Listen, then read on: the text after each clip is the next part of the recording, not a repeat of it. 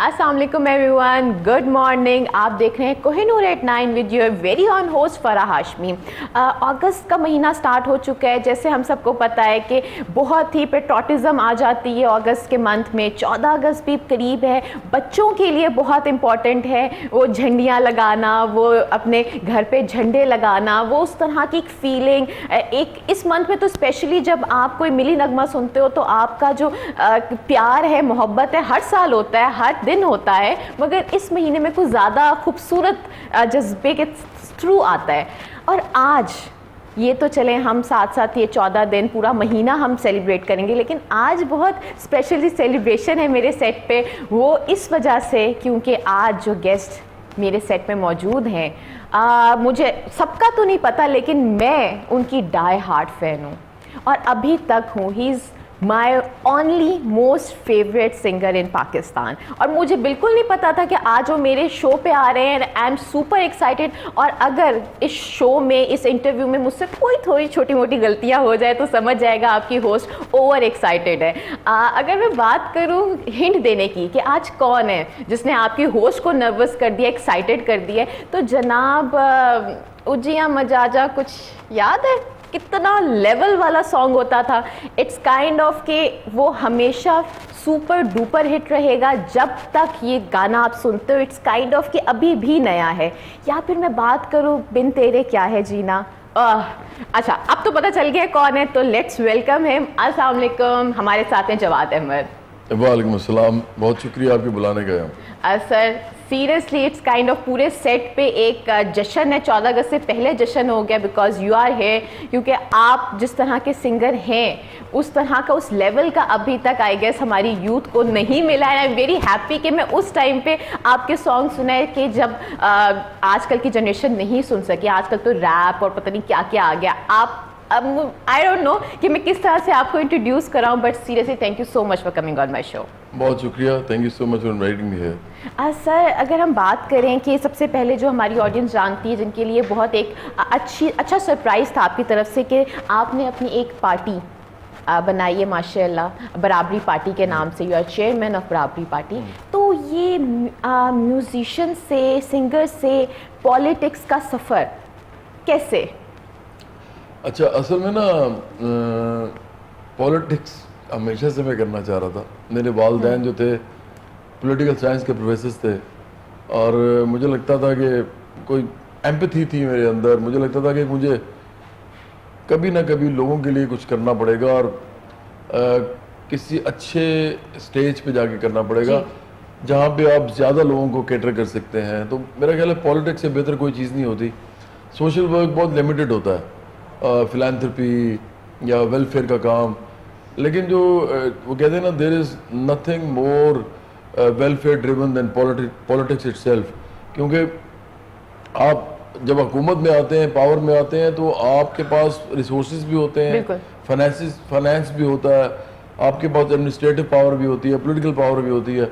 तो आप जो कुछ करना चाहते हैं आम लोगों के लिए वो आप आराम से कर सकते हैं। तो इसलिए क्योंकि वालिदैन पॉलिटिकल साइंटिस्ट थे, पढ़ाते थे। टाइम कैसे लग गया? इसलिए क्योंकि I had to make a name for myself. मैं मिडिल क्लास का इंसान हूँ, जैसे मैंने कहा प्रोफेसर्स की औलाद हूँ। तो अब आपको अगर वो कहते हैं ना, आप जागीरदार नहीं है, सरमायादार नहीं है, लैंड माफिया, शुगर माफिया नहीं है, जो कि सारी पार्टीज में मौजूद हैं लोग, तो फिर आपको कोई और रूट लेना पड़ता है। तो मैंने सोचा कि क्योंकि मैं यूनिवर्सिटी के ज़माने में गाता था जी, और एक बैंड में भी गा रहा था जुपिटर्स के अंदर, और वो काफ़ी बड़ा बैंड था लाहौर का, बल्कि पाकिस्तान का। तो मैंने सोचा कि अब मेरी ट्रेनिंग भी हो चुकी हुई है काफ़ी स्टूडेंट लाइफ में ही, क्रिकेट भी खेलता रहा मैं, बल्कि अच्छा, अब यूनिवर्सिटी का मैं कैप्टन था अपनी। तो मैंने सोचा कि इन दोनों में से किसी एक चीज़ का इंतखाब करके तो I should reach out to people by becoming known to them. तो वो मैंने फिर किया। फिर टाइम इसलिए लगा कि लोगों के दिलों में जाने के लिए, आप उनको एंजॉय कराने के लिए, उनको अपने साथ प्यार उनका डेवलप करने के लिए, it takes at least a decade. मुझे 10 साल तो आपको लग ही जाते हैं। फिर कहीं लोग आपका नाम, आपका काम और आपका। सर आपके लिए ज़्यादा इजी नहीं था क्योंकि लोग आपको जानते थे, आपको सराहते थे, आपसे प्यार करते थे, तो उसके बावजूद आपको 10 साल लग गए? नहीं, 10 साल से ज़्यादा लगे। हमने बल्कि 10 साल बाद हमने स्टार्ट किया फिर यूथ के अंदर जाना। जी। हमने एक ऑर्गेनाइजेशन बनाई, उसका नाम था international youth and workers movement, मतलब उर्दू में उसको हम कहेंगे आलमी नौजवान और मेहनत कश तहरीक। ओके। तो उसको फिर हम जब लेके चले तो काफ़ी सारी हमारी जुड़त हुई, लिंकेजेस बनी यूथ के अंदर भी, वर्किंग क्लास के अंदर भी, ट्रेड यूनियंस के अंदर, किसानों के अंदर। तो उसके बाद हमने फैसला किया पिछले साल कि हम एक पार्टी जो है वो लेकिन बना सर लें। आपने अपनी अलग पार्टी बनाने का क्यों सोचा? क्योंकि मोस्टली जो सिंगर्स या सेलिब्रिटीज़ हैं वो एग्जिस्टिंग पार्टी के साथ शामिल होना ज़्यादा पसंद करते हैं, तो व्हाट मेक यू थिंक कि जी अब मुझे सेपरेट रास्ता इख्तियार करना है? देखिए, ये जो पॉलिटिक्स है ना वो नज़रियाती काम है। मैं लेफ्ट इंक्लाइंड हूँ, मैं लेफ्ट ऑफ सेंटर की पॉलिटिक्स करना चाहता हूँ, यही प्रोपिगेट भी करता हूँ मैं। पाकिस्तान में कोई लेफ्ट ऑफ सेंटर की पार्टी नहीं है। Left of centre, if you want me to define it for the audience या फॉर द बिल्कुल सर। व्यूअरशिप, जो आपके व्यूअर्स हैं इस वक्त, वो होती ये है कि आप कैपिटलिज्म के अंदर एक ऐसा पैराडाइम है जिसके अंदर दो इंतहाएं हैं। एक तरफ एम्प्लॉयर्स हैं, एक तरफ रूलिंग क्लास है, एक तरफ वो लोग हैं जो के पास पॉलिटिकल पावर है और जो मीन्स ऑफ प्रोडक्शन के मालिक हैं, ये जैसे जिसको हम कहते हैं ना कि खेत खलियान, सनतें, अदारे जिनके पास हैं, ताकतवर अमीर लोग। दूसरी तरफ होती है वर्किंग क्लास, मेहनत कश, सैलरीड लोग, तनख्वाहें लेने वाले, उजरत लेने वाले और छोटे दुकानदार, छोटे कारोबारी। ये जो लोग हैं इनका जो पैराडाइम है, ये मतलब आप समझे कि 99% लोगों की हम बात कर रहे हैं, इनके लिए जो खड़े होते हैं, इनके राइट्स के लिए खड़े होते हैं, इनके सोशल सिक्योरिटी, पेंशन, इनकी मिनिमम वेज, इनका ओवर टाइम, इनके वो तमाम मसाइल जिनसे वो गिरफ्तार रहते हैं सारा दिन, जो लोग इनके लिए खड़े होते हैं वो लेफ्ट इंक्लाइंड होते हैं और लेफ्ट ऑफ सेंटर की पॉलिटिक्स करते हैं। तो ये पाकिस्तान के अंदर कोई पार्टी नहीं है। सारी पार्टी अगर आप नोट करें ना, चाहे वो इमरान खान साहब की पीटीआई हो, चाहे वो नवाज शरीफ साहब की मुस्लिम नून हो, या वो पीपल्स पार्टी हो बिलावल जरदारी साहब की, ये सारी पार्टीज के अंदर वही लोग पार्टी चला रहे हैं, वही लोग फंड कर रहे हैं जिन लोगों की अपनी जगीरें हैं, जी, बिल्कुल ऐसे अपने ही बड़े बड़े अदारे हैं। तो मेरा नहीं ख्याल कि इनके हाथ से कभी गरीब के लिए कोई कानून बनेगा। गरीब के लिए कानून हमेशा वो पार्टी बनाएगी। लेकिन आजकल तो कौम को पीटीआई से बहुत ज़्यादा होप है और वो यूथ के साथ भी मिलकर काम करें, तो आपको ऐसा क्या लगता है कि वो कहाँ लैक कर रहे हैं? मैं समझता हूँ कि जब तक कोई मिडिल क्लास, जी। मेहनत कश और नौजवानों का इकट्ठ नहीं होगा किसी पार्टी में जो कि अपने तबके के लिए कानून बना सकें, उस वक्त तक मैं होता नहीं देखता ये। और ये it is not about somebody being good और bad, it is about somebody belonging to a certain class. और अगर आप अपनी क्लास के लिए कानून साजी करते हैं तो आपकी क्लास कौन सी है, ये सबसे बड़ा क्वेश्चन होता है। एक जागीरदार कभी भी मज़ारे के लिए कानून साजी नहीं करेगा, एक सनतकार कभी भी अपने मजदूर के लिए कानून साजी नहीं करेगा, क्योंकि जिस दिन वो उसकी मिनिमम वेज बढ़ाएगा ना, उसको उन सारे लोगों को देनी पड़ जाएगी। तो इसलिए इंटरेस्ट क्लैश कर रहे होते हैं क्लासेस के आपस में। पाकिस्तान के अंदर जो नौजवानों को समझ नहीं आ रही कि नौजवानों को खुद आगे आके आम नौजवान को अपनी पार्टी की तरफ जाना पड़ेगा। इसलिए हमने बराबरी बड़ी पाकिस्तान बनाई है, ताकि नौजवान, मेहनत कश और मिडिल क्लास जो है वो इस पार्टी को चला सकें, इसके अंदर आके सियासत करें, इलेक्शन लड़ें और असेंबलीज में जाएं।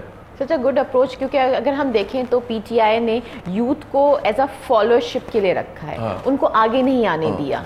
तो सर इसकी सच में कमी थी कि यूथ को हम आगे लाएं, असेंबलीज में लाएं, इलेक्शन लड़ाएं। तो sir definitely it's such a good vision. अच्छा सर, अगर मैं बात करूं कि अभी 2018 के इलेक्शंस हुए, अब आप हुकूमत को किस तरह से देखते हैं आपकी प्रेडिक्शन के मुताबिक? देखिए, अगर आप टेक्निकल टर्म्स में मुझसे पूछे ना, तो इकोनॉमिक टर्म्स में तो ये फॉरेन डायरेक्ट इन्वेस्टमेंट की ही हुकूमत होगी। जिस तरह पिछली हुकूमतें कर्जे लेती थीं, जी, कर्जे ले के डेवलपमेंट की तरफ जाती थीं और फिर कोशिश करती थी कि उनकी गवर्नेंस मैनेजमेंट इस तरह की हो कि जो भी वो करती थी वो उनसे होता था या नहीं होता था, कि किसी तरीके से सूद का भी उतर जाए जो हमने देना इतना सारा, जिसको हम डेट्स कहते हैं, सेकुलर डेट में जो हम गिरफ्तार हैं। उसके अलावा हमारे मुल्क के इंटरनल भी कुछ अदारों के भी आपस में मसाइल हैं, उसको भी ठीक कर लें। उसके बाद इकॉनमी को भी बेहतर कर लें इस लिहाज से कि ये टैक्सेशन का निज़ाम बेहतर कर लें। मैं समझता हूँ ये सारी चीज़ें कॉस्मेटिक चेंजेस हैं। बेसिकली जो स्ट्रक्चरल रिफॉर्म्स हैं जिनके अंदर हम क्रैक डाउन करते हैं माफियाज के ऊपर, जी। इस मुल्क के अंदर माफियाज हैं, लैंड माफिया है, शुगर माफिया, तो वो मैंने तो पहले शुरू भी से बताया। उन माफियाज को जब तक आप पकड़ेंगे नहीं तो आप कैसे वो जो दौलत की एक्यूमुलेशन है चंद लोगों जी। के हाथों में, उसको अंदर से निकाल के आम आदमी के हाथ में क्या उसकी कम से कम उसके कोई बेनिफिट्स उसको मिल सकेंगे, ये उस वक्त तक नहीं होगा। मैं जिस तरह बार बार कह रहा हूँ, जब तक हम उन लोगों पे क्रैक डाउन नहीं करेंगे। और लेकिन 1% वो तो लोग अभी हैं, उनकी पार्टी में काम कर रहे हैं अक्सर से ज्यादा जो ये तो आपने जी, खुद ही बिल्कुल। कह दिया। जो लोग खुद उन पार्टीज में मौजूद हैं, वो पार्टीज कैसे मतलब इस तरह की गुफ्तगू कर सकती है कि जी हम गरीब आदमी के लिए कुछ करेंगे, मिडिल क्लास के लिए बिल्कुल करेंगे, ऐसे जबकि जो मसला है, जो लोग खुद मसला है इस मुल्क के अंदर, वही लोगों के मसले हल करने की कोशिश कर रहे हैं, चाहे वो पीटीआई में हो, चाहे मुस्लिम नून में हो, चाहे वो पीपल्स पार्टी में हो। मैं आपको एक मजे की बात बताता जी हूँ। सर। अभी जहांगीर तरीन साहब हैं, जी। वो उनको अदालत में नाअहल कर दिया है। मैं समझता हूँ कि नवाज शरीफ साहब को नाअहल किया, ये उन दोनों को जो किया है, वो क्यों किया गया है, कैसे किया गया, उसमें पॉलिटिकल मसाइल क्या थे, क्या वजह थी, इस पर हम नहीं जाते। लेकिन एक बात तय है कि अगर दोनों को नाअहल किया है तो फिर दोनों को डिस्क्रेडिट करें आप। मैं तो कानून की बात कर रहा हूँ। तो अगर फिर भी उसके बावजूद एक ऐसी पार्टी के सरबराह इमरान खान साहब, वो उनको अभी भी ले लेके फिर रहे हैं और वही उनकी पार्टी बिल्ड कर रहे हैं इस टाइम पे भी, क्यों क्यों कर रहे हैं? क्या उनके पास बहुत ज़्यादा अकल है? क्या वो बहुत ज़्यादा समझदार हैं? सिर्फ एक मसला है कि इमरान खान साहब के सबसे बड़े फंड जो देने वाले हैं वो जहांगीर तरीन साहब हैं। वो उन्हीं के ऊपर ये अब डिपेंड करता है कि वो पार्टी किस तरह चलाएं। वो अभी इंडिपेंडेंस ढूंढ रहे हैं आजकल, इंडिपेंडेंस को जमा करने का टास्क उनको दिया गया है। देखिए जब आप इस तरह के तजादात में रह रहे होते हैं ना, तो तवक्को बहुत कम हो जाती है फिर बिल्कुल। कि जो लोग खुद कॉम्प्रोमाइज हों, जो इमरान खान साहब खुद कॉम्प्रोमाइज हो गए हैं पीटीआई के, वो चंद लोगों के पैसों के ऊपर डिपेंडेंट हैं, वो पैसे देंगे तो पार्टी चलेगी, तो फिर लोगों के अपने इंटरेस्ट भी होते हैं, वो इंटरेस्ट आपको पूरे बिल्कुल करने सर, वो पड़ते हैं। That is obvious. लेकिन सर देखिए, कॉम की बहुत सारी उम्मीद थी पीटीआई से, तो आपको लगता है कि वो कितनी हद तक पूरी होगी इस गवर्नमेंट में? देखिए अगर हमें लगता होता कि ये चीज़ पूरी होगी तो मैं पीटीआई ज्वाइन कर लेता अभी। मुझे कोई इमरान खान साहब से तो कोई मसला नहीं है, ना मुझे पीटीआई के लोगों से है। लेकिन पीटीआई मैं समझता हूँ इमरान खान साहब का एक फ़ैन क्लब है। बिल्कुल। अभी मैं थोड़ी देर पहले एक खबर देख रहा सर था। आपका फैन क्लब भी कम नहीं है। नहीं ठीक है, लेकिन मैं कहता हूँ कि पार्टी जो है ना वो तंजीम साजी के ऊपर होनी चाहिए, शख्सियत के ऊपर नहीं होनी चाहिए। अभी वो महमूद रशीद साहब आए हुए थे थोड़ी देर पहले, वो कह रहे थे जी कि आखिरी फैसला जो है इमरान खान साहब का होगा। और भाई आप सारे मिलके एक पार्टी चला रहे हैं, और बैठ के ये तो कम से कम कह दें कि हम सबका इकट्ठा फैसला होगा। इमरान खान साहब ने तो एक दफ़ा मुझे याद है उनकी कोई शादी उस ज़माने में हुई थी रेहाम खान साहबा से। अच्छा। तो उनका पहला इंटरव्यू जो था वो बशीर लुकमान साहब ने किया, तो मुझे वो बात याद है आज तक कि उन्होंने कहा कि आप बताएं कि आपने जब शादी की तो उन्होंने शायद रेहाम खान साहब ने कहा जी इन्होंने इस्तिखारा किया था इसके लिए, जी जी। इस्तिखारा करने के बाद शादी की थी। बिल्कुल अब आप मुझे बताएं इमरान खान साहब का इस्तिखारा तो ठीक नहीं निकला। इसी तरह इमरान खान साहब का जो भी उनका समझदारी का लेवल है, हर इंसान का अपना होता है, वो अच्छा भी होगा, लेकिन वो अकले कुल नहीं है, ना ही वो बहुत बेहतरीन कोई बेहतरीन इंसान नहीं होता, हर एक के अंदर खामियां होती हैं। तो आप जब कोई पार्टी के लोग ये कहना शुरू कर दें कि जी जो इमरान खान साहब कहेंगे वो हमें कबूल होगा, तो इसका मतलब है कि पार्टी के अंदर बहुत बड़ा एक फुकदान है, तंजीम के हवाले से भी, लोगों के एक दूसरे की समझदारी पर ट्रस्ट के हवाले से भी, और मिल के फैसले करने के हवाले से भी। तो मेरा ख्याल है कि काफी गलत हो जाता है। होप फॉर द बेस्ट, कौम की जो है आस वो पूरी हो इंशाल्लाह। सर अब हम आते हैं म्यूजिक पे। 2000 एंड अर्ली 2000 वो एक ग्लोरीफाइड पीरियड था म्यूजिक के लिए। बहुत सारे टैलेंटेड लोग आए। उसके बाद ऐसा क्या हुआ कि क्या लोग नहीं सुनना चाह रहे थे पाकिस्तानी म्यूजिक? क्यों अच्छा म्यूजिक बनना बंद हो गया और हम सिर्फ और सिर्फ बॉर्डर पार जाके गाना पसंद करते? बहुत अच्छी बात है, हमारी इज्जत की बात है, लेकिन हम पाकिस्तान अवाम का क्या, जो सुनना चाहती थी आप सब लोगों को? अच्छा अभी मैंने ये शिकायत है, एज अ फैन की शिकायत है आपसे, क्या आपने प्लीज अभी मैंने रिसेंटली एक गाना किया, अभी तो ऑन एयर हो भी गया है, सोशल मीडिया पे भी मौजूद है, हम देखेंगे, वो जो कोक स्टूडियो के साथ किया है। तो मैं कोक स्टूडियो का भी अब जब आएगा तो एक सॉन्ग मैंने उनके साथ इस दफ़ा किया है, उन्होंने तो अब दिखाई दिया कि कौन कौन से आर्टिस्ट उनके साथ है, तो मैं ये बोल सकता हूँ। तो मेरा ख्याल है वो गाना बड़ा अच्छा है, वो लोग सुनेंगे तो उनको बड़ा मज़ा आएगा, और इसमें आपको वो म्यूज़िक मिलेगा मेरा जो जिस पे लोग डांस करते थे, जिस पे लोग इंजॉय करते थे, तो वो मैंने इस तरह का सॉन्ग किया है। मेरा ख्याल है कि you should wait for sir that फरमाइश आएगी अभी, आहिस्ता आहिस्ता आएगी, अभी पहले आपसे क्वेश्चंस होंगे फिर फरमाइश आएगी। लेकिन सर साल में एक दफ़ा एक सीज़न आता है कोक स्टूडियो का, वो कम नहीं है सुनने वालों के लिए? हाँ, ये आप ठीक कह रही हैं। देखिए मैंने तो इसीलिए कहा कि इस दफ़ा तो मैंने ये किया है, लेकिन एक्चुअली इतना इंतज़ार क्यों करवाया अपने फैंस को? असल में ना इस मुल्क के अंदर, मैं असल बात आपको बता देता हूँ, इस मुल्क के अंदर जो टेलीविज़न था पहले वो तमाम लोगों को देता था, चांस देता था, ओपनिंग्स होती थी लोगों के लिए। अब जो टेलीविज़न है वो क्योंकि प्राइवेट है सारा और टाइम बिकता है, यहाँ पे रेटिंग के ऊपर सारे चैनल चलते हैं, तो इनके पास स्पेस नहीं है इंडिजिनस म्यूज़िक के लिए। ये लोग, अब आप ये समझेंगे किसी आर्टिस्ट को प्रमोट करने के लिए चैनल अपना टाइम नहीं देता, जिसको हम कहते हैं ना एयर टाइम, वो नहीं देता। तो फिर आर्टिस्ट को खुद गाना बनाना पड़ता है, उसको चलाना पड़ता है, उसकी ऑन एयर जाने के लिए पैसे देने पड़ते हैं एयर टाइम के, तो वो तो हर कोई नहीं कर सकता। बिल्कुल ऐसे। तो इसलिए फिर लोग जो है, हमारे ज़माने में पाकिस्तान टेलीविज़न था, NTM था, PTV वर्ल्ड था जी, और बाकी बहुत सारे म्यूजिक चैनल्स थे जिनमें टॉप 10 की लिस्ट हर वक्त चल रही होती थी, तो स्पेशली सिर्फ पाकिस्तानी सॉन्ग्स के लिए वो उन्होंने रखा होता था। तो वही मैं आपसे कह रही हूँ कि क्यों ये चीज़ें ख़त्म हो गई, अब न्यूज़ चैनल्स बहुत ज़्यादा आना शुरू हो गए, म्यूज़िक चैनल्स बिल्कुल ही ख़त्म हो गए। क्या लोग नहीं देखना चाहते, लोग नहीं सुनना चाहते, लोग सिर्फ पॉलिटिक्स में इंटरेस्टेड हैं? ये आपने बिल्कुल ठीक, आपकी ऑब्जर्वेशन है। पाकिस्तान के अंदर लोग पॉलिटिक्स में इसलिए इंटरेस्टेड हैं क्योंकि पाकिस्तान के मसाइल हल नहीं हो रहे, और चूँकि मसाइल हल नहीं हो रहे तो लोग जो हैं वो हर वक्त ये सोचते रहते हैं कि अब क्या होगा, अब क्या होगा। एक्साइटमेंट उनको यही फील होती है कि शायद ये जो लोग टीवी पे आ रहे हैं ये हमारे लिए कुछ करेंगे, तो वो उनको देखते रहते हैं हर वक्त। एक केओस है, आप समझें, एक सोशल केओस है, एक पॉलिटिकल केओस है, और ऐसी स्पेस है जो फिल नहीं हो रही और लोगों के मसले भी हल नहीं हो रहे। इस मुल्क में 15,000 मिनिमम वेज है तीनों सूबों में, जो PTI का पख्तूनख्वा है, जो मुस्लिम नून का पंजाब है, और PPP का सिंध है, तीनों में गरीब आदमी को 15,000 मिनिमम वेज अनाउंस कर रहे हैं, और वो 6, 8, 10,000 रुपये में काम कर रहा है।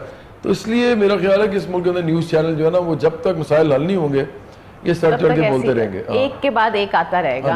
अच्छा सर, अगर हम बात करें, अभी आपने कहा कि पहले आपको मौका दिया जाता था टैलेंटेड लोगों को, तो सर आप अपनी छोटी सी स्टोरी, सक्सेस स्टोरी, कि कितना स्ट्रगल करना पड़ा, कौन कौन लोग थे जिन्होंने कहा कि नहीं हम आपको मौका देंगे, क्योंकि बहुत कम होता है आजकल के ज़माने में, अब तो I guess it's very rare कि लोग आपको खुद मौका दें। तो सर आपकी स्टोरी क्या थी? देखिए, मौका किसी को देना जो है ना, इस वक्त वो सिर्फ 2-3 लोगों के हाथ में है। एक तो गवर्नमेंट अगर चाहे, पाकिस्तान टेलीविज़न या कोई ऐसी, वो कोई अगर कोई स्कीम निकालें कि जिसमें टैलेंट हंट हो, तो वो कर सकती है, गवर्नमेंट कर सकती है। और हमारे ज़माने में जैसे मैंने कहा कि गवर्नमेंट का ही पाकिस्तान टेलीविज़न था, तो उसी के ऊपर प्रमोट करते थे वो म्यूज़िक। एक सेमी गवर्नमेंट भी था, PTV वर्ल्ड, बल्कि वो भी गवर्नमेंट था, और एक सेमी गवर्नमेंट कहते हैं NTM था, मुझे एग्जैक्टली उसकी वो नहीं पता कि वो लोग किस तरह उसको चलाते थे। दूसरा जो है तरीका वो ये कि कॉर्पोरेट जो है, जैसे कोक है, कोक स्टूडियो कोक करता है, तो नेस्ले, यूनिलीवर, और पाकिस्तान के अंदर बहुत सारे जो अपने लोकल बिजनेसमैन हैं, वो उनकी जो इंडस्ट्रीज़ हैं, वो लोग आके म्यूज़िक प्रमोट करें, उसमें पैसा लगाएं, म्यूज़िक के प्रोग्राम्स करें, लोगों के लिए एयर टाइम खरीद के दें, उनको गाने स्पॉन्सर करें। ये दूसरा तरीका है। और तीसरा तरीका ये है कि जो चैनल्स खुद हैं, जैसे कोई भी चैनल, इतने बड़े बड़े नाम हैं, तो मुझे पता किसी चैनल में बैठ के बाकी चैनल का नाम नहीं लेना चाहिए, तो मैं इसलिए सर आप ले सकते हैं, आपको सब चीज़ की इजाज़त है। लेकिन देखिए, हाँ, जैसे मतलब बड़े बड़े चैनल्स हैं तो इस वक्त सारे, वो उनके अपने एंटरटेनमेंट चैनल्स भी हैं, उनके न्यूज़ चैनल तो है ही चले, उनको चाहिए कि म्यूजिक प्रमोट करें अपने म्यूजिक, अपने पाकिस्तान का म्यूजिक बहुत इंपॉर्टेंट चीज़ है। इसने दुनिया में लोगों को बताया है कि हमारे मुल्क में क्या क्या है, उसमें म्यूजिक बहुत इंपॉर्टेंट चीज़ थी, बल्कि हमारा म्यूजिक फिल्म से भी आगे चला गया था। पाकिस्तान की फिल्म पीछे रह गई थी, म्यूजिक आगे चला गया था। लेकिन इसको प्रमोट करने की ज़रूरत है, और ये 3 लोग कर सकते हैं, चैलेंज कर सकते हैं, कोऑपरेट कर सकती है, और गवर्नमेंट कर सकती है। अच्छा, अगर हम बात करें, आपने म्यूज़िक की कोई ट्रेनिंग ली या गॉड गिफ्टेड था? नहीं, मेरी ट्रेनिंग, चूँकि मैं जुबिलिस में गाता था, मैंने आपको बताया, जी जी, जब मैं पढ़ता था इंजीनियरिंग यूनिवर्सिटी लाहौर में, तो मैं कर रहा था मैकेनिकल इंजीनियरिंग की डिग्री वहाँ से, तो UVT लाहौर से मैंने किया है, बल्कि जहाँ हम बैठे हुए हैं इसके थोड़े सा दूर ही है। तो उस ज़माने में एक बैंड था लाहौर का, पाकिस्तान का बहुत बड़ा, जुपिटर्स। जी जी। बल्कि मैंने वो जो गाना है यारो ये दोस्ती है वो मेरे ऊपर फिल्माया हुआ है। जब वीडियो उसका बना था तो उन्होंने, उसमें मैं आया था मेरे से पहले, लेकिन गाया अली अजमत ने था जब जी वो जी। उस ज़माने में वो जुपिटर्स में थे। तो जब वो उस ज़माने में मैंने बैंड ज्वाइन किया तो उसको आप समझेंगे वो वक्त मेरा ऐसा समझ लें जैसे आप ट्रेनिंग पीरियड में होते हैं। ट्रेनिंग पीरियड में। तो जब मैंने छोड़ दिया, इंजीनियरिंग कर ली, वालिद साहब को डिग्री दे दी मैकेनिकल इंजीनियरिंग की, उनसे अब कहा मुझे कि इजाजत दे दे। हाँ, तो उस वक्त फिर मैंने सोचा कि तो ये काम सपोर्ट मैंने था किया। फैमिली का? बहुत ज़्यादा था। असल में सपोर्ट क्या होती है कि आप किसी को कम से कम मना ना करें मना किसी ना चीज़ करे, से। बिल्कुल। वैसे तो देखें कोई भी माँ बाप ये तो नहीं चाहते कि वो खुद पुश करें कि कोई ऐसा काम करें जिसके बिल्कुल अंदर ऐसे। उनको नजर भी ना आ रहा हो कुछ होगा। लोग हमेशा सेफ काम ढूंढते हैं कि जी अब आप जो काम कर रहे हैं ना, ये काम भी बड़ा मुश्किल है। बिल्कुल आपके वालिदैन सोचते होंगे इसका क्या बनेगा, ये क्या करेंगी ऐसा ही है आगे। सर। ये सारे फील्ड जो है ना, जिसमें एंकर्स हैं, मीडिया की कोई भी आप उठा लें, सिंगर्स हैं, एक्टर्स हैं, ये सब लोग आप इस तरह समझ लें कि एक चांस के ऊपर बैठे होते हैं। चांस मिल गया तो ठीक है, नहीं तो आप सारी उम्र धक्के खाते रहते हैं, बिल्कुल बनता ऐसे ही कुछ नहीं है। स्पोर्ट्स में भी ऐसे होता है, स्पोर्ट्स में भी हजारों ऐसा होता है। लोग जी। क्रिकेट खेलते हैं लेकिन 11 लोग जो हैं या 16 लोग जो हैं वो पाकिस्तानी टीम में जाते हैं। जो सेफ चीजें होती हैं वो ये होती हैं आप क्लर्क लग सर जाए। एक फैक्टर ये भी तो होता है, लोग क्या कहेंगे कि आपने अपने बेटे को इंजीनियरिंग करा दी उसके बाद सिंगर बन गया, तो सर ये चीज़ें अफेक्ट की आपकी लाइफ में जब आपका जो स्ट्रगलिंग पीरियड था? मैं आपको बात बताऊं, इसको तो छोड़ेंगे, वो कहते हैं कि सिंगर बन गया आपका इंजीनियर। लोग ज़्यादा इस बात से डरते हैं कि लोग ये ना कहें कि आपका बेटा ना सिंगर बन सका ना इंजीनियर बन सका। ये भी लोग है, कहते हैं हाँ जी। एक सेफ चीज़, मैं वही आपसे कह रहा था, एक सेफ प्ले करें। नहीं, हाँ सेफ प्ले कह लें या आप कह लेंगे एक सेफ जोन में दाखिल हो जाएं। आप इंजीनियर बन जाएं, डॉक्टर बन जाएं, लॉयर बन जाएं, क्लर्क बन जाएं, आप कोई आईटी का काम कर छोटी लें। सी अच्छी सी नौकरी मिल जाए, लाइफ सेट। हाँ। क्योंकि लोगों का विजन यही है कि जी अच्छी नौकरी मिल जाए, डिग्री ले ली, लाइफ सेट। तो इससे आगे आपने सोचा तो फिर कितना टाइम उसके लिए लगा? सपोर्ट चाहिए होती है, आप जो मुझसे जी। पूछ रहे थे। उसके लिए वालिदैन जो है ना वो सोचते हैं कि ये कह रहा है मुझे या ये कह रही है मुझे कि मैंने ये करना है। तो अगर वालिदैन उस वक्त ये ना समझें कि चलो इसको थोड़ा अरसा तो करने दो। मेरे वालिद साहब ने मुझे 2 साल दिए थे। 2 साल। उन्होंने कहा 2 साल में कर लो जो करना है, अदरवाइज लोग कहेंगे प्रोफेसरों की औलाद है, ना ये कर सका है ना इंजीनियरिंग कर सका है। तो फिर मैंने 2 साल के अंदर ये सारा कुछ किया। मेरा ख्याल है कि अच्छा फैसला था मेरा भी और मेरे वालिदैन का भी सपोर्ट देना मुझे वो अच्छी चीज़ सर थी। जैसे आपने कहा आपने जुपिटर बैंड के साथ काम किया, तो उस वक्त जो आपके सॉन्ग होते या आपको आगे आने का मौका नहीं मिलता था तो डिसहार्ड होते थे या कोई इस तरह की लेग पुलिंग वाला सीन होता था, और उससे फिर बाहर निकलना कितना मुश्किल था? देखिए, लेग पुलिंग तो हर उस मुआशरे में होती है जहाँ पे स्पेस कम हो, जी। लोग ज़्यादा हों। पाकिस्तान एक $1 ट्रिलियन की इकोनॉमी है, जीडीपी जो है, और इसके अंदर इतनी छोटे इकोनॉमी के साइज के अंदर 22 करोड़ लोग रहते हैं। अब 22 करोड़ लोगों के अंदर कंपटीशन है अच्छी जॉब्स लेने का, ओपनिंग्स थोड़ी होती हैं, लोग ज़्यादा होते हैं। मुझे आपको पता ही होगा कि अगर एक टीचर की असामी निकला है ना कि एक टीचर चाहिए तो हज़ारों उसके लिए एप्लीकेशन हज़ार, आ बिल्कुल जाती ऐसे ही हैं। है। तो ऐसे मुल्क में ज़ाहिरी बात है कि लेग पुलिंग तो होगी, और ये बिल्कुल लाजमी नतीजा है। लोग कहेंगे ना जी कि अखलाकी तौर पे लोगों को नहीं करनी चाहिए, ये अखलाकियात उस वक्त होती है जब पेट भरे हो। बिल्कुल ऐसे ही। जब किसी इंसान का पेट ना भरा हो, उसका बाप बीमार हो, उसके घर में बच्चे जो हैं वो तालीम ना हासिल कर रहे हो, तो उस वक्त उस इंसान के लिए सबसे बड़ा मसला ये होता है अपने मसले हल करें। उसको अखलाकियात भूल जाती है। बिल्कुल ऐसे तो ये ही। लेग पुलिंग जो है ना ये जारी रहेगी जब तक पाकिस्तान इकोनॉमिकली बेहतर नहीं होगा। सर तमाम आप लोगों को डिसहार्ट हुए जब आपको मौका नहीं मिलता था या आगे आपकी जगह कोई और चला जाता था, तो कभी सोचा कि बस छोड़ दो, चले जाता हूँ मैं इंजीनियरिंग की साइड पे जॉब करता हूँ, क्या करूँ मैं सिंगर बन के? नहीं, डिसहार्ट नहीं होना चाहिए, ये पहला रूल है। ये मैं आपको भी बता रहा हूँ, आप भी यंग एंड बडिंग माशाल्लाह एंकर हैं। देखें, आपने जो करना होता है ना वो आपने ही करना होता है। करना होता है। और ये जब समझ लें कि लोग आपको सपोर्ट तो दे सकते हैं, लेकिन at the end of the day it all depends on you yourself कि आप ज़िंदगी में किस हद तक दौड़ना चाहते हैं। आप उसके लिए कितनी एनर्जी अपने अंदर रखते हैं और कितना जज्बा आपके अंदर है ये काम करने का, ये कोई आपको ना सिखा सकता है, ना कोई आपके अंदर ग्रो कर सकता है, ये आपके अंदर से निकलता है। और उसके लिए सबसे इंपॉर्टेंट चीज़ ये है कि आपके कोई बड़े गोल्स हों। अगर आप बड़े गोल्स नहीं बनाएंगे लाइफ में, तो फिर आपका जो रास्ता है ना वो भी बड़ा छोटा सा होगा, बड़ा तंग सा होगा, आपको समझ में नहीं आ रही होगी, दिल भी छोटा होगा। बड़े गोल्स बनाएंगे तो इंसान जो है ना फिर वो ज़रा वुसअत के साथ एक्सपैंड करके अपनी फैकल्टी को रिस्क बड़े लेते हैं। हाँ। सर अगर हम ये बात करें कि आपके साथ और भी बहुत सारे टैलेंटेड सिंगर्स उस टाइम पे आए, what make you stand out? वो या किस्मत थी या जो आप कह रहे हैं कि जी मैंने वो प्रूफ करना था या करना था, मोटिवेशन थी, किस चीज़ को क्रेडिट देते हैं कि कैसे? हाँ, मेरा ख्याल है कि ये बात ठीक है। मैंने अपने साथ एक वादा किया था कि मैं वही बताना चाह रहा हूँ आप सब लोगों को, बल्कि आपने शुरू में मुझसे पूछा तो मैंने आपको बताया कि मैं पॉलिटिक्स करना चाहता था।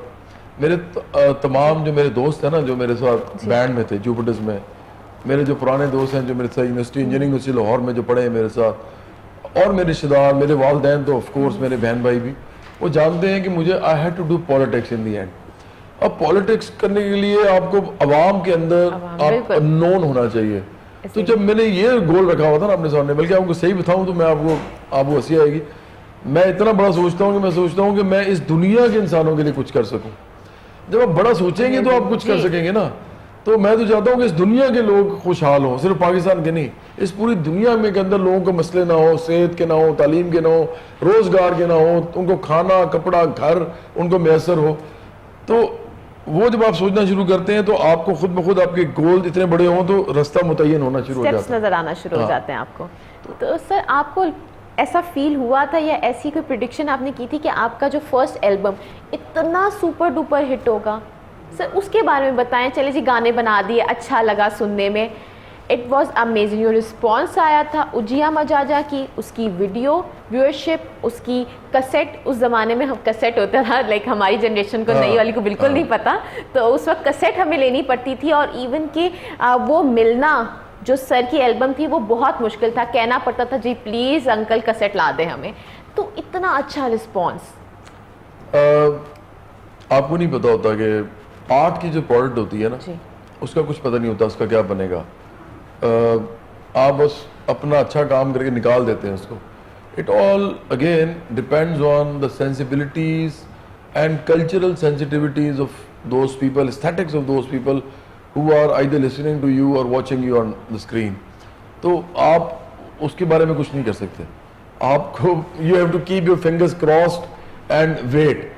तो वो जो टाइम होता है उसमें फिर मेरा ख्याल है कि मुझे लगे हैं कोई जनवरी में मैंने अपने एल्बम निकाला था, जुलाई तक my album was just lying in the market, there was a very small scale of sales, लेकिन जुलाई के बाद मैंने जस्ट पिक्ड अप, उसके बाद आई नेवर लुक बैक। अच्छा सर उसमें ये होता था कि 8 सॉन्ग्स होते थे, 7 या 8 सॉन्ग्स होते थे, और वो आपके एल्बम में हर सॉन्ग एक से बढ़कर एक होता था, तो वो लेवल को मेंटेन रखना वो कितना मुश्किल था कि आप कहते थे चलो यार 3 अच्छे सॉन्ग्स हैं जो आजकल चल रहा है, फिल्म्स में 2 अच्छे सॉन्ग्स डाल दिए, 2 फारिग से डाल दिए, तो उसको मेंटेन रखना लेवल को, वो कितना मुश्किल था और कितना टाइम लगा उसमें? ये मुश्किल काम होता है जब आप एकदम आपका गाना हिट हो जाए। मेरा पहला सॉन्ग जो हिट हुआ था, जो मॉडरेटली हिट हुआ था, अल्लाह मेरे दिल के अंदर था, उसके बाद वो कहती है सैया में तेरियां, वो उससे बहुत बड़ा हिट हुआ। फिर बिन तेरे गया जीना, वो भी अब उसने बहुत नाम कमाया, मतलब लोगों तक पहुंच गया, लोगों ने उसको गाया। लेकिन उसके बाद मेरा अगला एल्बम जो था वो मुझे बहुत सोच समझ के बनाना पड़ा कि अब मैं क्या बनाऊं कि which actually can Sarpass the previous albums effectivity, या जिस तरह वो लोगों तक पहुंचा, आउटरीच।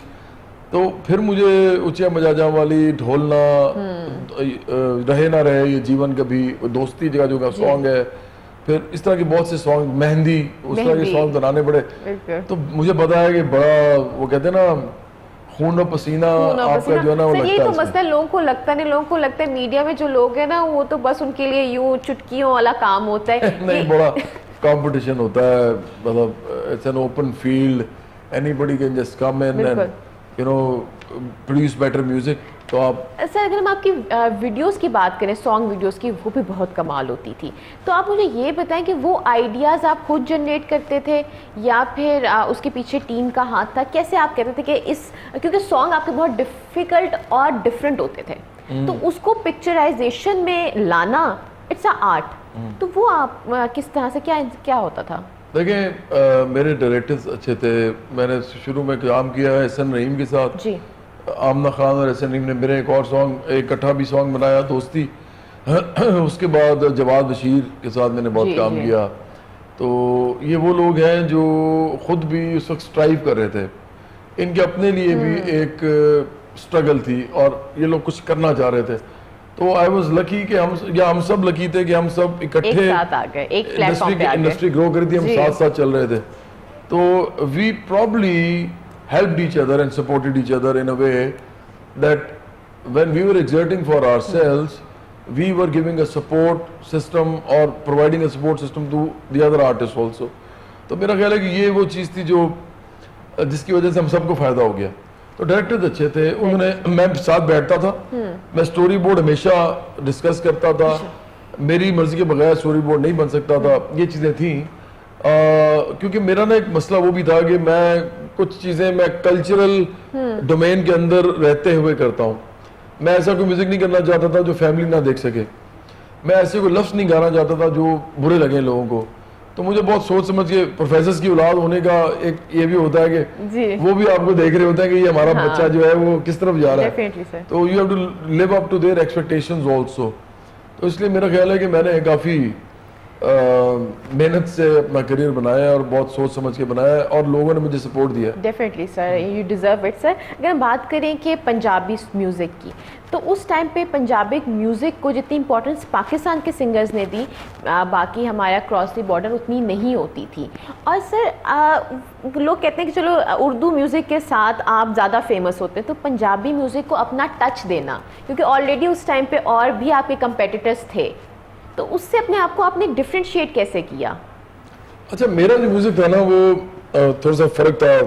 जो उस वक्त म्यूज़िक हो रहा था वो टप्पे वाला म्यूज़िक था। उसमें मैं आपको ऐसा समझाता हूँ, जैसे कोई गाना होता डिंग टंग टंग टंग टंग टंग टंग टंग टंग टंग टंग टंग टंग टंग टंग टंग टंग टंग, कुछ नोट्स के अंदर आप घूम ही जा रहे होते हैं। उसमें दिलेर मेहंदी साहब भी इंडिया से हमारे वो दोस्त भी हैं जी। वो भी कर रहे थे म्यूजिक, पाकिस्तान से भी लोग कर रहे थे।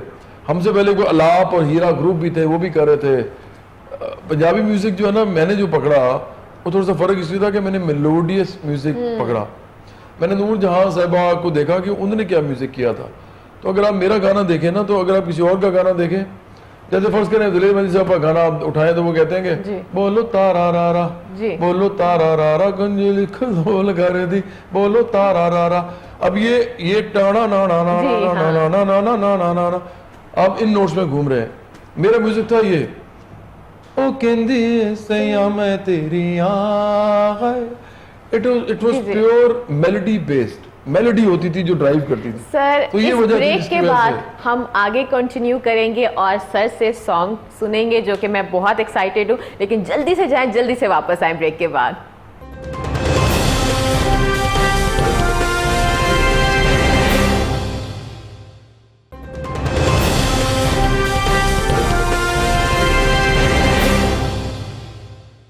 Hello, welcome back. आप देख रहे हैं Kohinoor at 9 with your host Farah Hashmi. और आज बहुत ही स्पेशल गेस्ट हमारे साथ मौजूद हैं, जवाद अहमद जी। जनाब, कौन कौन से सॉन्ग, मेहंदी से लेके उजिया मजाजा, सब मेरे बहुत फेवरेट हैं। सर अब एक फरमाइश का टाइम आ गया। जी जी, बिन तेरे, माय सुपर फेवरेट, एक दो तीन लाइनें जितना नहीं, आप गाएंगे मैं सुनूंगी यहाँ मैं बिल्कुल कर देता हूँ। और मैं उन नौजवानों के इनाम करता हूँ जो आजकल मेरा क्रिटिसिज्म जो है किसी भी पार्टी के ऊपर, वो कई दफ़ा वो सोचते हैं कि ये क्यों कर रहे हैं, तो मैं उनके नाम करता हूँ ताकि उनको पता चले कि मैं भी बड़ा प्यार करता हूँ सारे से। मुझे असल में पाकिस्तान से और इसके मसाइल से बड़ी प्रॉब्लम होती है, मेरा दिल बड़ा दुखता है। तो फिर कई दफ़ा आपको सच बोलने पड़ते हैं, तो कई दफ़ा लोगों को बुरे भी लगते हैं। कमी है ऑनेस्ट पॉलिटिशियंस की। So we are very happy कि आप हमारे साथ हैं और आप अपना ऑनेस्ट रिव्यू देते हैं। So definitely we will appreciate you.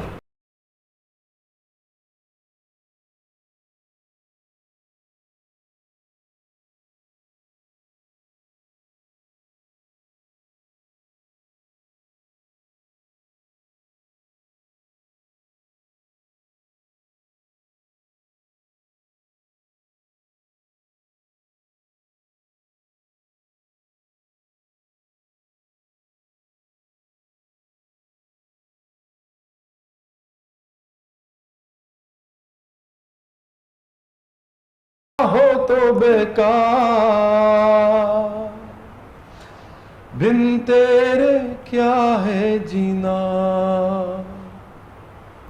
Thank you so much sir, it's like dream comes true. बहुत शुक्रिया, थैंक यू सो मच। मैं आपको व्यूअर्स नहीं बता सकती हाउ हैप्पी आई एम। और सर की आवाज़ जो आप सुन रहे हैं उससे ज़्यादा खूबसूरत है रियल में।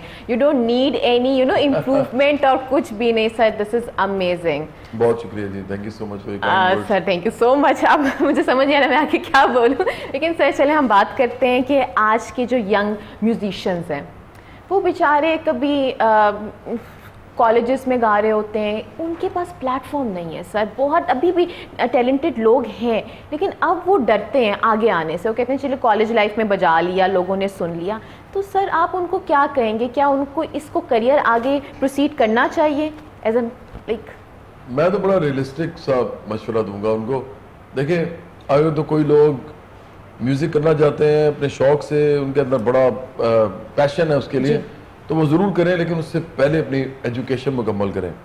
जिस तरह वालदैन कहते हैं ना, अब मैं तो पॉलिटिशियन भी हूँ इस वक्त, और मैं लोगों को अगर पॉलिटिकली देख रहा हूँ कि उनके लिए क्या करना चाहिए, तो आपको कम से कम ये भी सोचना चाहिए फिर कि आप जब मशवरा दे रहे हैं लोगों को, तो लोगों को ऐसा मशवरा दें जो उनके फ़ायदेमंद हो उनके लिए। ऐसे ही बस ना कह दें कि चलो जी चलो सब कुछ हो जाएगा, ऐसा नहीं होता। आपको रिस्क लेने पड़ते हैं लाइफ में, लेकिन उसके साथ साथ आपको अपने माँ बाप का भी ख्याल करना पड़ता है, अपनी रोजी रोटी का भी आपने करना होता है, बच्चे भी होते हैं आपके बाद में। तो आपको पहले अपनी पढ़ाई मुकम्मल करनी चाहिए। मैंने वही किया था जी सर। मैंने जो किया मैं वो लोगों को बता रहा हूँ। मैंने पहले मैकेनिकल इंजीनियरिंग की डिग्री की, उसके बाद मैंने डिग्री लेने के बाद अपना फॉर्मल करियर स्टार्ट किया एज ए सोलो आर्टिस्ट, और जो मैंने एल्बम निकाला पहला।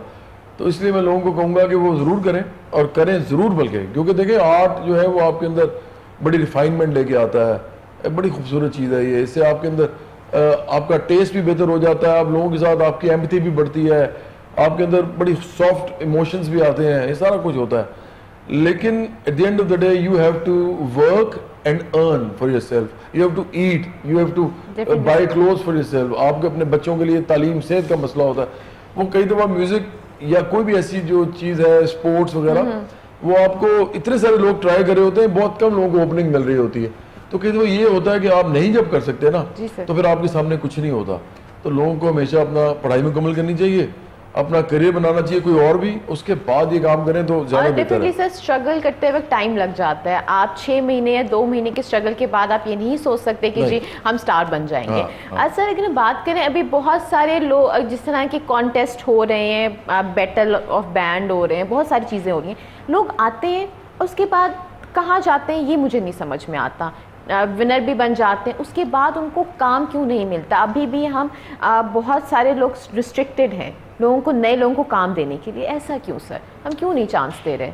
इसीलिए ना, क्योंकि मैंने बताया था ना कि आपको कि पाकिस्तान के अंदर अगर आप मिनिमम वेज 15,000 है, तो इसका मतलब ये है कि इस पे भी लोग काम करने पे मजबूर हैं। जी ऐसे ही है। तो इससे आप ये देखेंगे, इससे जो नीचे लोग हैं, जो बेरोजगार हैं या बहुत ही कम रोजगार, कम तनख्वाह में काम कर रहे हैं, तो उनके लिए क्या ओपनिंग्स होंगी कि वो ये कर रहे हैं। जिन मुआशरों में ओपनिंग्स होती हैं वहाँ पे ये मसले नहीं होते। लोगों को हर जगह जहाँ पे वो उनका टैलेंट होता है, जहाँ उनकी मेहनत होती है, जहाँ उनका जज्बा होता है, जहाँ पे चांस उनको मिल जाए लेकिन वो अपने एबिलिटी के साथ उसको प्रूव कर लेते हैं, तो वहाँ पे तो लोग जो हैं वो बहुत इंजॉय करते हैं और वो कंपटीशन में भी आके खुश होते हैं। लेकिन जहाँ पे ओपनिंग्स ना हो ना, वहाँ पे प्रॉब्लम होती है। और मेरा ख्याल ज़्यादा मसला पाकिस्तान का जो है सोशो इकोनॉमिक है, और इसको पोलिटिकली हैंडल करना ज़रूरी है। और जब तक ये नहीं होगा तो मुझे नहीं लगता कि लोगों को चांसेस मिलेंगे इतने। सर डेफिनेटली बहुत सारे लोग चांस के लिए हर रोज़ उठते हैं और मेहनत करते हैं, तो उनका हक बनता है चांस लेना। लेकिन सर मैं यही कहूँगी कि टाइम के साथ अगर आप एक चीज़ में कांस्टेंट जा रहे हो, मेहनत कर रहे हो, तो इंशाल्लाह आपको मंजिल ज़रूर मिलती है। सर मैं तो आपको कह रहा हूँ कि आप जब, और स्पेशली देखें अब आप है ना, और भी बहुत से नौजवान हैं जो काम कर रहे हैं मुख्तलिफ जगहों पर, फील्ड्स में, मीडिया में स्पेशली, जिन लोगों को ओपनिंग मिल गई है ना, उन पर ज़्यादा जिम्मेदारी है कि अब उसको सही तरह निभाएं और उसको आगे से आगे लेके चलें अपने लिए, अपने घर वालों के लिए, जो भी उनका ज़िंदगी में है एक सपोर्ट सिस्टम है। जिन लोगों को नहीं मिली वो ट्राई करें, उसके लिए पूरी जान लगाएं और ऑनेस्टी के साथ लगाएं। जो काम वो करना चाहते हैं उसके अंदर भी सीखें। अगर आप एंकर बनना चाहते हैं, अगर आप सिंगर बनना चाहते हैं, अगर आप एक्टर बनना चाहते हैं, अगर आप स्पोर्ट्स पर्सन बनना चाहते हैं, तो आपको at the end of the day you have to know the nitty gritties बिल्कुल ऑफ सर। दैट फील्ड और ऑफ दैट ट्रेड। अगर आपको वही नहीं आता, अगर आपको हम कह ही नहीं सकते कि इसको कुछ पता है इसके बारे में, तो फिर आप ये ना सोचें कि कुछ बन जाएगा आपका, फिर नहीं बनेगा आपका कुछ।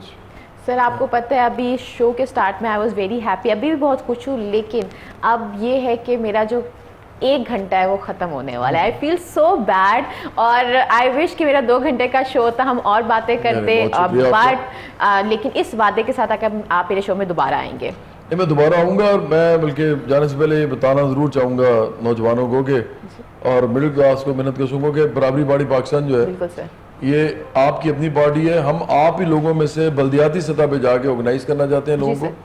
हम मोहल्लों की सतह पे लोगों को ऑर्गेनाइज करके लोकल लोगों को लीडरशिप में लाना चाहते हैं। जब वो लीडरशिप में आएंगे, वो अपने लिए खुद फैसले करेंगे, और फिर वो जब असेंबलीज में आके कानून साजी करेंगे, तो ये मुल्क बदलेगा। और स्पेशली माफियाज को हाथ डालेंगे, ये माफिया जिनको कोई नहीं चैलेंज कर सकता, ये यही क्लास करेगी। तो हम ये आ गए हैं, हमारे साथ हमारे हाथ मजबूत कीजिए, और इस मुल्क के अंदर एक बड़ी पार्टी जो है ना उसकी फॉर्मेशन में मदद कीजिए, क्योंकि ये 99% की पार्टी है, ये उस 1% की पार्टी नहीं है जो आज तक पाकिस्तान को बनाते और चलाते रहे। बिल्कुल सर, आपका विजन इतना खूबसूरत है तो लोग आपको ज़रूर सपोर्ट करेंगे। मैं तो आपको आज से ही सपोर्ट कर रही हूँ, बट सर एक जाते जाते एक सॉन्ग की और फरमाइश है, वो आप हम देखेंगे जो भी आपका रिसेंटली है, या फिर आपकी पसंद? मैं हम देखेंगे ही कर देता हूँ। Thank you so much sir. हम देखेंगे,